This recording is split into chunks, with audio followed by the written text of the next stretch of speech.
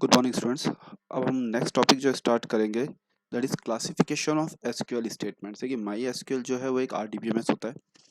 कोई भी आरडीबीएमएस आप यूज़ कीजिए, उसके अंदर जो एसक्यूएल स्टेटमेंट्स होंगे उसके लिए आपको एसक्यूएल क्वेरीज चलानी पड़ेगी। And SQL stands for structured query language. ठीक है, चाहे आप माई एसक्यूएल यूज़ कर रहे हैं, चाहे एसक्यूएल सर्वर यूज़ कर रहे हैं, चाहे ओरेकल यूज़ कर रहे हैं, सभी में एसक्यूएल स्टेटमेंट्स यूज़ होते हैं। तो एसक्यूएल स्टेटमेंट्स जो होते हैं इनको चार मेजर कैटेगरीज में डिवाइड किया जाता है। First one is DDL, second one is DML, third one is DCL and fourth one is TCL.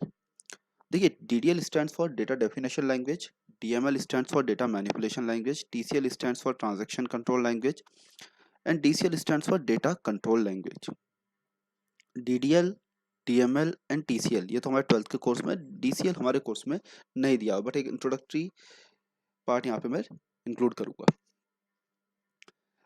DDL statements जो होते हैं that is known as data definition language. इनका बेसिक काम होता है डेटाबेस और उसके ऑब्जेक्ट के स्ट्रक्चर को बनाना और उसके स्ट्रक्चर को रीडिफाइन करना या चेंज करना। मतलब उसकी वैल्यूज से कोई लेना देना नहीं है कि टेबल्स में वैल्यूज कैसे डलेंगी, वैल्यूज कैसे चेंज होंगी, क्या डेटा टाइप होगा वगैरह वगैरह। हमारा जो पॉइंट रहता है वो सिर्फ स्ट्रक्चर का रहता है, कितने कॉलम्स होंगे, क्या कंस्ट्रेंट्स उन पर लगे होंगे, ये सब जो रहेगा ये डेटा डेफिनेशन लैंग्वेज का मोटिव होता है। तो यहाँ डेफिनेशन अगर आप देखेंगे that is it is used to define और redefine structure of database and its object. देखिए डेटाबेस के ऑब्जेक्ट्स कौन हो जाएंगे, टेबल, इंडेक्सेस, व्यूज। तो जो भी ये बनाएंगे या इनके स्ट्रक्चर को हटाएंगे या चेंज करेंगे स्ट्रक्चर को, वो आपके हो जाएंगे डीडीएल स्टेटमेंट्स। इनमें जो कमांड्स आपको मिलेगी यहाँ पे वो होगी क्रिएट, ऑल्टर और ड्रॉप। इन कमांड्स के बारे में हम आगे आने वाली क्लासेस में पढ़ेंगे। Next one is DML, that is data manipulation language.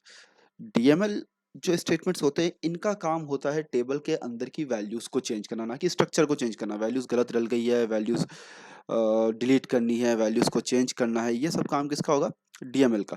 तो डीएमएल में जो कमांड्स आएंगी आपके पास they are insert, update, delete और सेलेक्ट। कुछ बुक्स में सेलेक्ट कमांड डीक्यूएल के अंदर डाली हुई है, data query language, but 12th के कोर्स में हम इसको डीसीएल डीएमएल में ही डाल सकते हैं।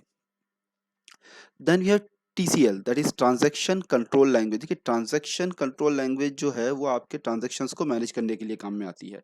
ये पूरा चैप्टर है हमारा लास्ट में, तब हम इसको डिस्कस करेंगे। इसमें जो कमांड्स आती है वो होती है begin, roll back, save point और कमिट।